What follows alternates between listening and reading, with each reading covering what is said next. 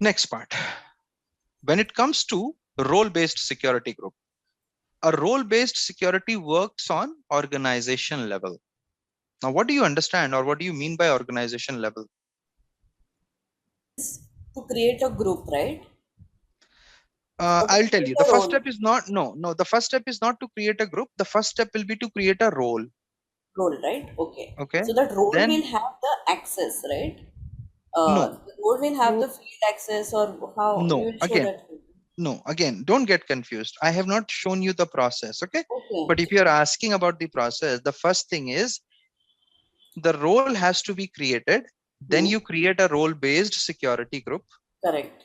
And then you assign the permissions to the role-based security group. Okay. Okay. Okay. So this is the, process. Yeah.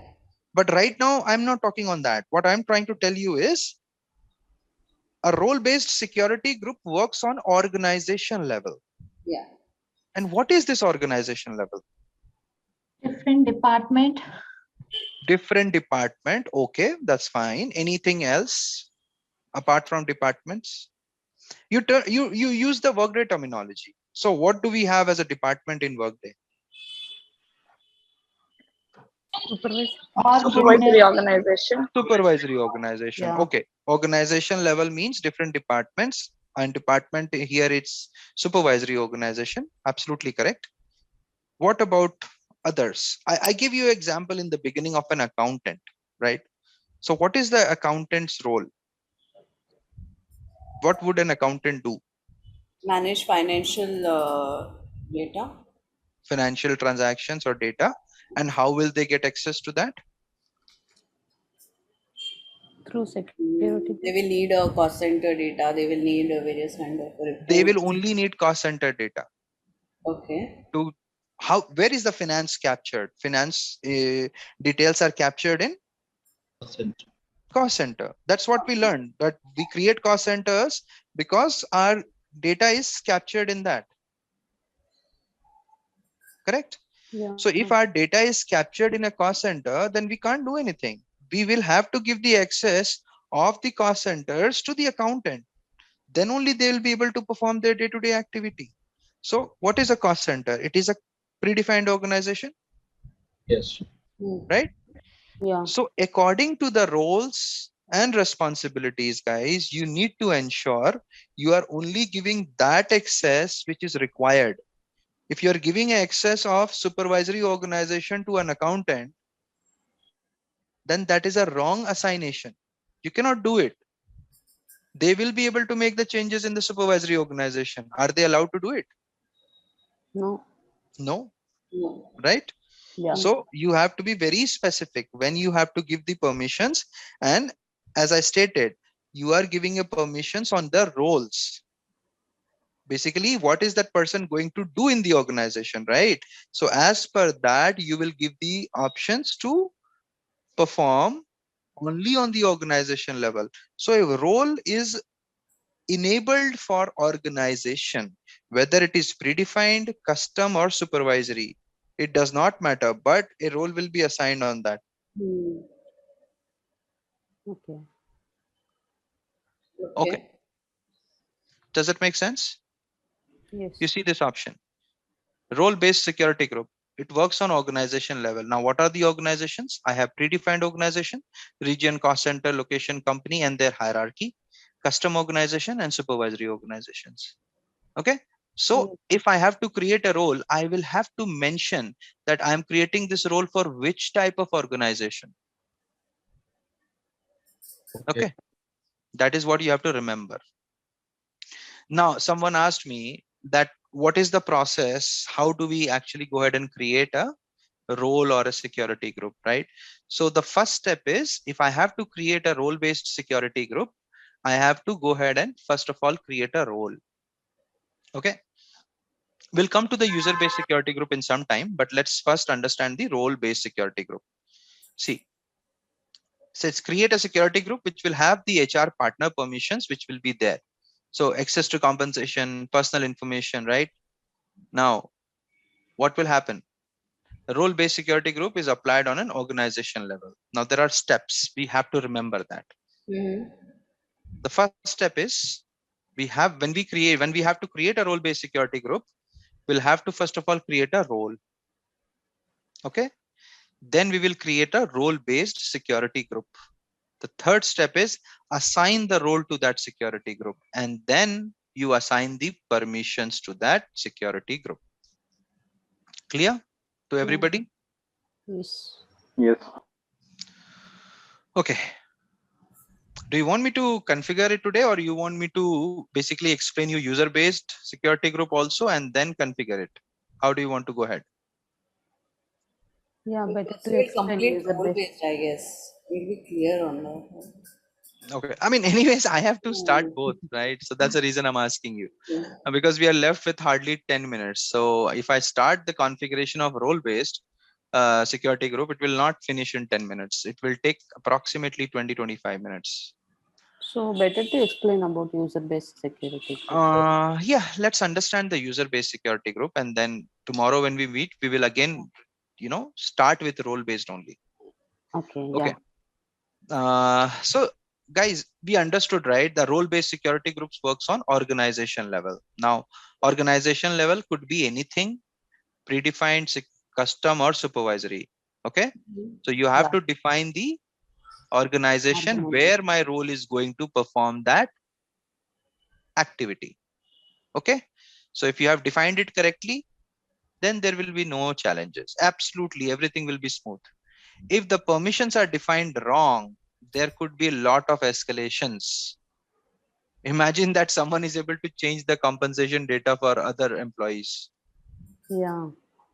What will happen? Someone can lose the job, Yes. right? Right? Correct. Yeah. Right. So these are very sensitive changes that we do. So we have to be very much sure what are we doing. Okay. Then comes the next option, which is user based security group. Now this has more powers. Okay. So user based security group works on tenant level. Now you saw that a role based security group works on organization level. You have to define that, okay, this role is only restricted to this particular organization, whether it is company, cost center, region, supervisory organization, whatever it is. But when you create a user based security group, a user based security group works on tenant level. Now what do you mean by tenant level? What does this word tenant, you know understands you? What comes in your mind when you just think of this word tenant? Then nothing but application. Subscription. Tenant basically means the complete application, Yeah. the Workday system, Yes. right? Yeah. Which means you are not restricted to one organization. Mm-hmm. You are free to move anywhere on that tenant, like the way we are moving, right? I'm able to create supervisory organization also. I'm able to go ahead and make the changes in the permissions also. I'm able to create compensation also. All these things we are able to do, right? Yeah. Yes. So which means my permissions are user based permissions. It works on tenant level. Now I can go ahead and see any data which I am supposed to see, but there will be restrictions there also, that I cannot go ahead and see anybody's personal data. It will be basically masked. Mm-hmm. Okay. So there are options in Workday. What do people do in their organization? They mask the data. So you would have seen that, when you look into somebody's bank account details, you may only see the last three digits. Other things are, star star star star Yeah. star, right? So Yes. those things are also done in the organization just to make sure that the security is not violated, and it is not done directly on the Workday. You get certain extra tools which the company, buys to perform those activities. So that is basically called a kind of masking. So when a user based security group is created, it works on tenant level. So anybody who is assigned with the user based security group, which means that person knows everything in Workday generally. Otherwise, you will not get a user based security group. You will only get a role based security group. Even the developers get a role based security group. the Workday consultants, they are also not given user based security group. Why? Because you cannot go into every place. Sometimes you have seen that we are also restricted. Like I was not getting the permission to move workers when we were going into the reorganization. Do you remember? Yes. Yes. Yeah, because not everything has been given to me also, and there are certain restrictions. So in the user based security group also, I can restrict people only through that way by which I can assign the permission. But if a user based security group is assigned, they are more powerful, they are way more powerful than anybody who has got a role based security group.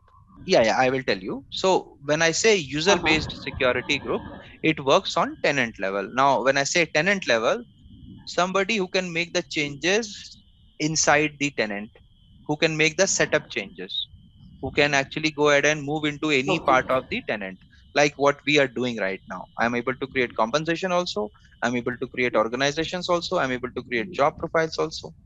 But I still have Okay. restrictions. I cannot make changes everywhere, which means my user group, maybe my security group which has been assigned, they also have a user based security group, but they have not given the complete access. So the complete access is given Okay. only to security administrators, guys. Somebody who knows Okay. Workday in and out, somebody who can fix issues in case nobody is able to do it. Okay. So those are very Okay. specific people, and you will not have two to three or maybe two or three security administrators in an organization. You will not have a huge number of security administrators. Now, in a way, you can understand that when you work in an organization, right?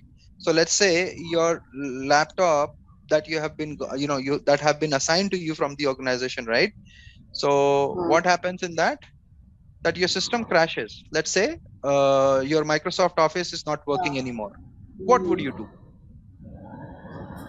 You need to contact the admin, like Yeah. Yeah, IT help IT desk help. or admin help desk. Who is going to take care of that, right? Yes. Yeah. What do they do? They will come to you if you're in office. If you're not in office, they will ask, can you give me a remote access to your system, right? correct. And Yeah. what they will do, they will log in as their employee, they will log in as a system administrator, and they will go ahead and install the application, and it will start working fine, and they will say, okay, is there anything else I can help you with? You say no, they disconnect and they go away. They will not even ask you for your username and password, correct? Yeah. True. So how are they controlling it? They are controlling it through their permissions, because they are the administrators who have Admin. access to each and every system of the company. Similarly, this user based security group is also like that. If you are assigning somebody a user based security group, like I'm using proxy, right? You have seen that sometimes I use a work as Yeah. Logan, sometimes I work as Adam, sometimes as Steve. Why? Yes. Because I have that permission, I can switch. The same thing is are given to you also, Mm-hmm. right? So these permissions are only way by which you can make the changes, and that's the reason it is given to everybody the way they want to use it. And that's the reason user based security groups are more powerful, because it is not restricted to a particular organization, but it is on the tenant. You got it? Yeah. Okay. So now is the time to actually define how we go ahead and define both the security groups. User based is very simple. You just have to create the user base, and then you have to make sure that it is administered by somebody. Because if you don't make it administered by somebody, that means that person is the most powerful person if in the Workday tenant. They can make any changes, and you cannot control it also. Are you getting the point? Yeah.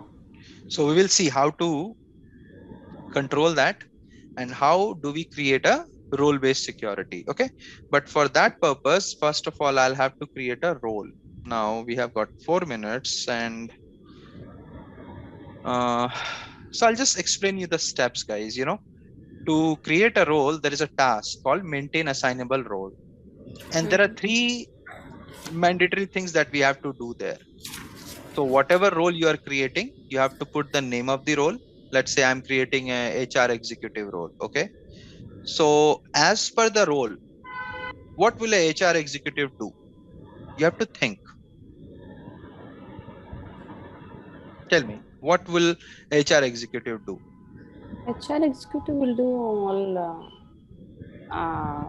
activities HR related, like from recruitment to Recruitment too. uh, exit. I mean, end to end Yeah, their hire activities. to fire. You are saying, Yeah, right? I So could. where are these activities done? Which is that organization where it will be done? Because you have to think about the Yeah, organization there. So yeah. where is that which is the organization where you will perform these kind of activities? HR department, right? No, no, HR Mm, department is where they will be joining, but Ah, their day-to-day activity will be defined to some organization, right? yes, yeah. So which is that organization? Which is the type of organization? I'm not saying department. Which is the type? You have to tell me the type. As you have company cost supervisory. and Yeah, it so, could be IT, it could be yeah, any organization, yeah, right? that is IT. That is the name of the department. But if you have to use the workday terminology for the department, what will that be? Which type Predefined of organization. sorry? Supervisory. Supervisory organization, guys. So that is what I need to know. Yeah, yeah, So if you are giving a permission to HR executive, you will give the permission of supervisory organization. yeah, yeah. Will Sorry. right? So Yes, they will be able to create a position in the supervisory organization. They will be able to hire somebody in a supervisory organization. They will be yes. able to terminate Yeah, somebody, right? yeah. So what does that mean? I am going to give the permission of a supervisory, not Supervisory. a, but all the supervisory organizations. And Yeah. then wherever you are going to assign that HR, they will be limited to that supervisory. It's not that they will be, moving ahead in all the supervisory organizations. No. Mhm. Yeah. Okay. So Yes. that is where you have to identify the type of organization which you will be assigning it. And then who can assign these roles? Because you are creating a role. So you need to have that person also, right, who will be assigning these roles. So by default, what we do is we put security group there Yeah. as security administrator, because any changes you're doing in the security, it has to be done by security administrator only. You cannot do it by yourself, right? okay. Yes. So that is also Yeah. important to understand. Okay, guys, so I'll not take much of your time now. It is all about the configuration. So hopefully tomorrow we will be able to complete the configuration also. Right then. So for today, I think we can conclude it, but hopefully tomorrow we will be able to wrap up the security, which is your data security. Action security still is there. We will not be able to complete it in just one day. It will take some time. If you have understood data security, action security will take a hardly 30 minutes. Not even that, maybe 15-20 minutes itself, Okay. because the process is same. Okay. Okay, so I will be taking your leave now.